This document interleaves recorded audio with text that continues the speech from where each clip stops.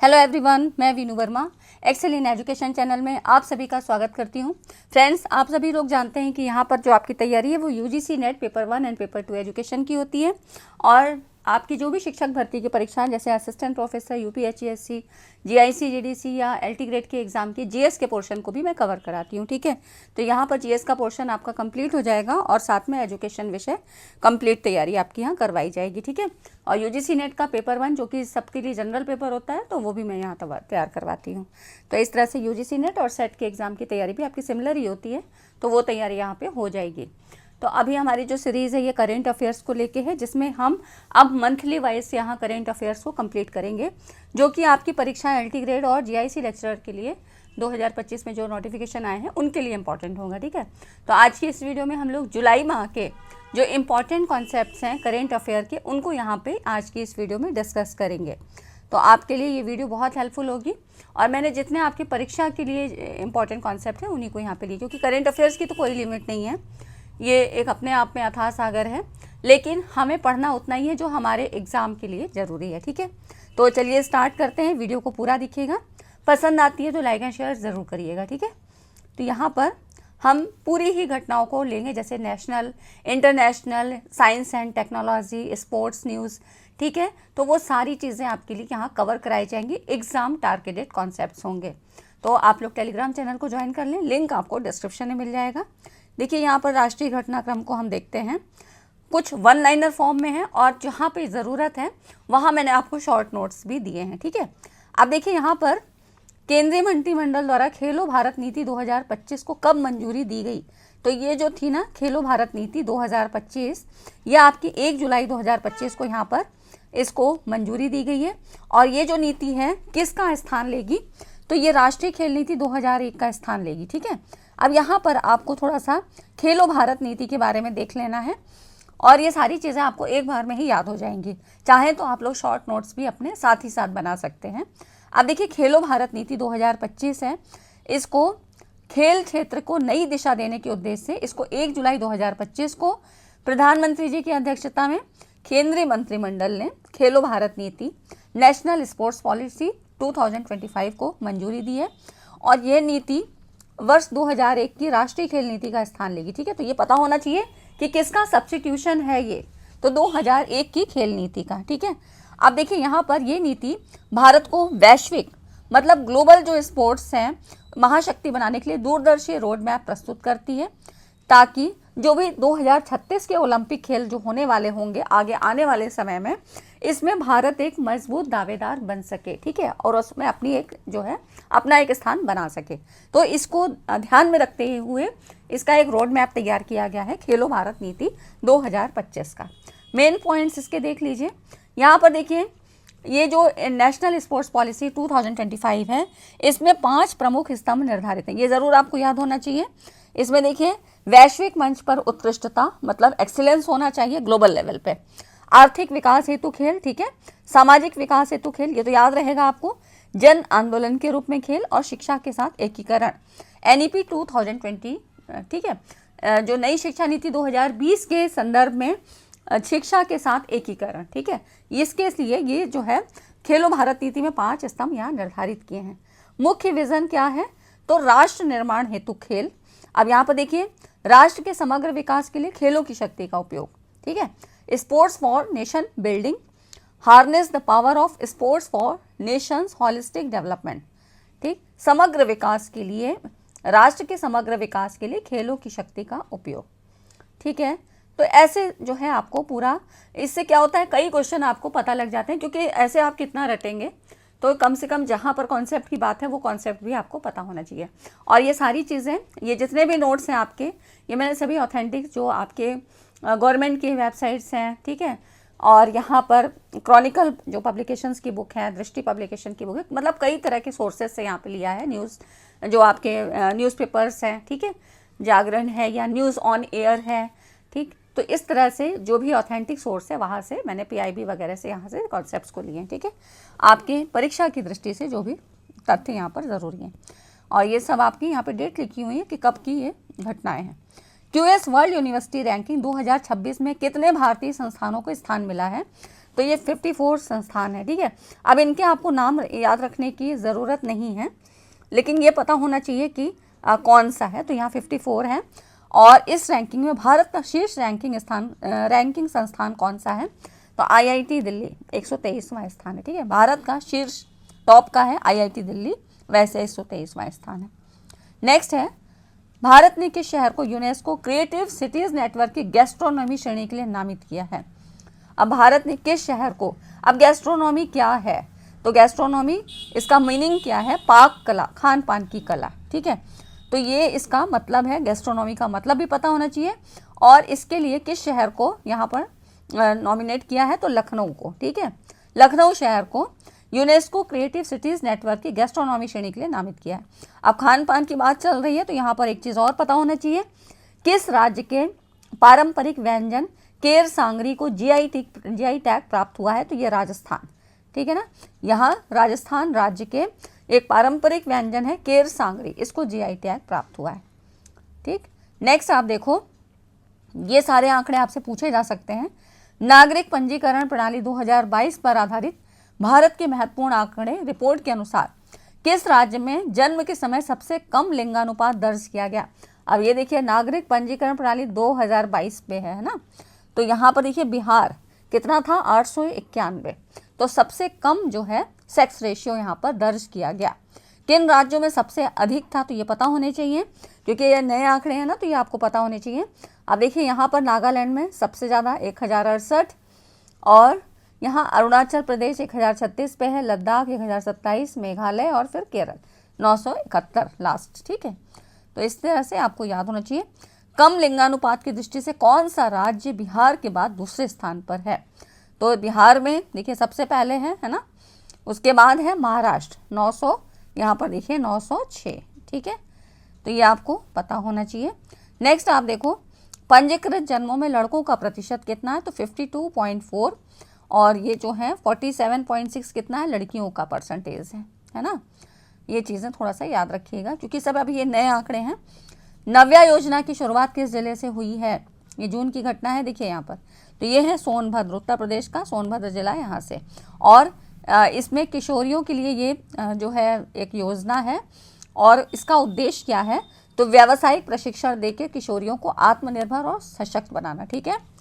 यहाँ पर vocational skill training यहाँ पर प्रोग्राम है, यहाँ पर 16 से 18 वर्ष की किशोरियों के लिए, ठीक है। तो नव्या योजना किशोरियों के लिए, और इसमें यहाँ पर स्किल बेस्ड ट्रेनिंग कराई जाती है। अगला क्वेश्चन देखिए, यहाँ पर गूगल ने एशिया प्रशांत क्षेत्र में अपना पहला गूगल सुरक्षा इंजीनियरिंग केंद्र GSCC कहाँ स्थापित किया है? तो ये हैदराबाद के तेलंगाना में, ठीक। नेक्स्ट आप देखो, त्रिपुरा को किस कार्यक्रम के अंतर्गत पूर्ण कार्यात्मक साक्षर राज्य घोषित किया गया है? तो त्रिपुरा को उल्लास नव भारत साक्षरता कार्यक्रम था, उल्लास कार्यक्रम, इसके अंतर्गत पूर्णतः साक्षर राज्य घोषित किया है। अब उल्लास कार्यक्रम के प्रमुख उद्देश्य क्या है? देखिए, तो ये जो कार्यक्रम है 2022 से 2027 तक का इसका प्रमुख कार्यकाल है। और यहाँ पर प्रमुख उद्देश्य क्या है? 15 वर्ष और उससे अधिक आयु के अशिक्षित युवाओं और वयस्कों को बुनियादी साक्षरता, संख्यात्मकता और जीवन कौशल प्रदान करना, ठीक है। NEP 2020 के अनुसार समावेशी और समान शिक्षा को बढ़ावा देना, डिजिटल साक्षरता और प्रमाणन के लिए उल्लास मोबाइल ऐप जैसे आधुनिक टूल्स का उपयोग करना। तो ये उल्लास कार्यक्रम के प्रमुख उद्देश्य थे, क्योंकि आपसे इस तरह के सवाल पूछे जा सकते हैं, ठीक है ना, शिक्षा से संबंधित या राष्ट्रीय अंतर्राष्ट्रीय घटनाक्रम। तो ये सारे सवाल कम से कम 5-6 सवाल आपसे पूछे जा सकते हैं। मतलब अधिकतर मैंने देखा है पेपर्स में GIC का हो या LT ग्रेड का हो, LT ग्रेड का तो 2018 में हुआ था। तो ऐसे आपसे 6-7 सवाल यहाँ पर पूछे गए हैं, और संख्यात्मक आंकड़ों से भी होते हैं, साइंस एंड टेक से होते हैं, और आपके जो सिलेबस है उसमें साइंस के भी सवाल आते हैं। तो साइंस के जो सवाल आते हैं ना, वो अधिकतर करंट अफेयर से रिलेटेड होते हैं, ठीक है। नेक्स्ट आप देखो, त्रिपुरा किन राज्यों के बाद पूर्णतः साक्षरता हासिल करने वाला तीसरा राज्य बना है? तो मिजोरम और गोवा के बाद त्रिपुरा जो है तीसरा राज्य बना है पूर्ण साक्षर, ठीक। फिर है, संघ लोक सेवा आयोग ने कौन सी नई पहल शुरू की है? तो ये है Pratibha Setu, Pratibha Setu professional resource and talent integration, ठीक है ना। इसका उद्देश्य क्या है? तो गैर अनुशंसित योग्य उम्मीदवारों को वैकल्पिक कैरियर के अवसर देना। ये यहाँ पर देखिए UPSC की ये पहल है, तो आपको पता होना चाहिए, है ना। तो यहाँ पर गैर अनुशंसित से योग्य उम्मीदवारों को ऑप्शनल कैरियर के अवसर देना। नेक्स्ट आप देखो, भारत सरकार ने सिकल सेल रोग के अनुसंधान को बढ़ावा देने के लिए किस पुरस्कार की घोषणा की है? तो ये है भगवान बिरसा मुंडा पुरस्कार। ठीक है। नेक्स्ट आप देखो, यहाँ पर है रूफ टॉप सोलर को बढ़ावा देने के लिए शुरू किया गया सिटी एक्सेलरेटर कार्यक्रम किस मंत्रालय की पहल है? तो ये है नवीन और नवीकरणीय ऊर्जा मंत्रालय की है। और इस योजना के अंतर्गत चलाया जा रहा है कौन सा कार्यक्रम? तो पीएम सूर्य घर मुफ्त बिजली योजना। ठीक है। तो इसके अंतर्गत देखिए मंत्रालय का नाम क्या है? नवीन एवं नवीकरणीय ऊर्जा मंत्रालय। और इस कार्यक्रम के, इस योजना के अंतर्गत कार्यक्रम क्या है? तो पीएम सूर्य घर मुफ्त बिजली योजना। ठीक है। और भारत ने वर्ष 2030 तक कितनी नवीकरणीय ऊर्जा क्षमता का लक्ष्य रखा है? तो ये 500 गीगावाट है। ये जोड़ा आपको ये आंकड़े थोड़ा पता होना चाहिए, इस तरह के क्वेश्चन आपसे पूछे जा सकते हैं। ठीक है। तो ये इंपॉर्टेंट हो जाता है। नेक्स्ट आप देखो, कुछ और ऐसे ही शॉर्ट नोट्स हैं। जेनिफर गिलिंग्स सिमोन्स किस देश की पहली महिला राष्ट्रपति बनी है? तो ये सूरीनाम की है ना। तो पहली महिला राष्ट्रपति हैं सूरीनाम, है ना। नेक्स्ट आप देखो, प्रधानमंत्री मोदी जी को किस देश द्वारा की टू द सिटी विशेष सम्मान प्रदान किया गया है? तो ब्यूनस आयर्स अर्जेंटीना के द्वारा की टू द सिटी, है ना, इसके द्वारा विशेष सम्मान दिया गया है। अगला है 17वां ब्रिक्स शिखर सम्मेलन कहाँ आयोजित हुआ था? तो रियो डी जेनेरियो में। फिर नेक्स्ट है, और इसके पहले भी मैंने आपको 2 वीडियोस दी हैं, तो उनमें भी करंट अफेयर्स अच्छे हैं, आप देख लीजिएगा। वो जुलाई अगस्त के ही करंट अफेयर हैं। तो आपको ये जो लेटेस्ट का है वो तो बहुत अच्छे से पढ़ना है, बाकी आपको पूरा 2025 का करंट अफेयर पढ़ना चाहिए। तो मैं यहाँ पर इसी तरह से मंथली वाइज आपको सारा दे दूँगी, तो आपका कंप्लीट हो जाएगा। ठीक है। यहाँ पर देखिए, प्रधानमंत्री मोदी को किस देश का सर्वोच्च नागरिक सम्मान दिया गया? तो ब्राज़ील का दिया गया था। ब्राज़ील का सर्वोच्च नागरिक सम्मान को किस नाम से नवाजा गया है? तो इसका नाम क्या है? Grand collar of national order of southern cross. ठीक, ये ना थोड़ा सा याद रखिएगा। नेक्स्ट में देखिए, हाल ही में किसे reserve bank innovation hub RBIH का नया CEO नियुक्त किया गया है? तो साहिल किन्नी को। नेक्स्ट है, और पुस्तकों के नाम भी पूछे जाते हैं, है ना। लेखक कौन है? एनलाइटेंड लीडरशिप पुस्तक के लेखक तो शेरिंग तोबगे। और इसी तरह से मैं एक आपके लिए वीडियोस पूरा बना दूंगी जिसमें आपकी पूरी पुस्तकें होंगी, पुरस्कार होंगे, इस तरह से जितने भी हैं वो सारे आपको प्रमुख व्यक्तित्व पुरस्कार और ये जितने भी शॉर्ट जो नोट्स होते हैं ये सारे आपको एक वीडियो में करके दे दूंगी। ठीक है। तो उसे आपको एक बार देखेंगे तो याद हो जाएगा। अब हम देख लेते हैं अंतर्राष्ट्रीय घटनाक्रम। और वीडियो अच्छा लगा तो वीडियो को लाइक एंड शेयर ज़रूर कर दीजिए। वीडियो थोड़ी लंबी होगी लेकिन पूरा देखिएगा, आपके लिए जितने भी इंपॉर्टेंट कॉन्सेप्ट बन सकते थे वो मैंने बनाए हैं। हाँ, जो छूट गए हैं वो मैंने कहा कि आपको ऐसे दे दूंगी, तो उसमें आपको पूरा एक साथ पता चल जाएगा कि लास्ट 6 मंथ के कौन से प्रमुख व्यक्तित्व थे, पर्सनैलिटी से संबंधित, खेल से संबंधित। ठीक है। इस तरह से एक एक वीडियो आपको दी जाएंगी। अंतर्राष्ट्रीय घटनाक्रम में देखिए, यहाँ पर 20 जुलाई 2025 को पहलगाम आतंकी हमले के लिए जिम्मेदार लश्कर-ए-तैयबा के किस प्रतिनिधि संगठन को अमेरिका ने एक विदेशी आतंकवादी संगठन FTO और विशेष रूप से नामित वैश्विक आतंकवादी घोषित किया है? तो ये था द रेजिस्टेंस फ्रंट, TRF। ठीक। नेक्स्ट देखिए, जुलाई 2025 में किस देश की सरकार ने वोट डालने की न्यूनतम उम्र 18 वर्ष से घटाकर 16 वर्ष कर दी है? तो ये ब्रिटेन है ना। तो इस तरह से क्वेश्चन याद रखिएगा। और नेक्स्ट है, 15 जुलाई 2025 को WHO द्वारा ट्रैकोमा मुक्त घोषित किए जाने वाला दुनिया का 25वां देश कौन बना है? तो सेनेगल, राजधानी है डकार की। ठीक है। नेक्स्ट है, जुलाई 2025 में कौन से देश ब्रिक्स समर्थित न्यू डेवलपमेंट बैंक NDB के नए सदस्य के रूप में शामिल हुए? अब देखिए यहाँ पे कोलंबिया और उज्बेकिस्तान है ना। तो ये नए सदस्य के रूप में शामिल हुए हैं। फिर नेक्स्ट आप देखो, और इम्पॉर्टेंट है अंतर्राष्ट्रीय पुरस्कार में, यहाँ पर देखिए अंतर्राष्ट्रीय घटनाक्रम में 72वीं मिस वर्ल्ड 2025 की, ये 72वें नंबर की हैं। तो यहाँ पर कौन बनी है? देखिए 31 मई 2025 को 72वीं 72 है ना मिस वर्ल्ड 2025 सौंदर्य प्रतियोगिता का फाइनल हैदराबाद तेलंगाना में आयोजित किया गया। और ये जो इसको जीता था थाईलैंड की ओपल सुचाता चुआंगसरी ने ये खिताब जीता है। तो ये खिताब जीतने वाली पहली थाई महिला है ना। तो ये याद रहेगा, नाम ना भी याद रहे लेकिन आप ऐसा सुचाता याद रखिएगा, चुआंगसरी, ओपल सुचाता चुआंगसरी ने खिताब जीता है और पहली थाई महिला है 72वीं जो है मिस वर्ल्ड प्रतियोगिता की। और इस प्रतियोगिता में कोटा राजस्थान की नंदिनी गुप्ता ने भारत का प्रतिनिधित्व किया, ठीक है ना। हुआ कहाँ था? हैदराबाद, तेलंगाना में। अब साइंस एंड टेक्नोलॉजी से संबंधित देखिए, और यहाँ से सवाल आपके पूछे जाते हैं। जुलाई 2025 में परप्लेक्सिटी द्वारा लॉन्च किए गए AI संचालित प्रथम वेब ब्राउज़र का नाम क्या है? तो इसका नाम है कॉमेट, है ना। जुलाई 2025 में भारतीय आयुर्विज्ञान अनुसंधान परिषद ICMR द्वारा विकसित भारत का पहला स्वदेशी मलेरिया टीका का नाम क्या है? इसको मैंने आपसे होमवर्क क्वेश्चन भी दिया था, तो आप लोगों ने लेकिन जवाब नहीं दिया है।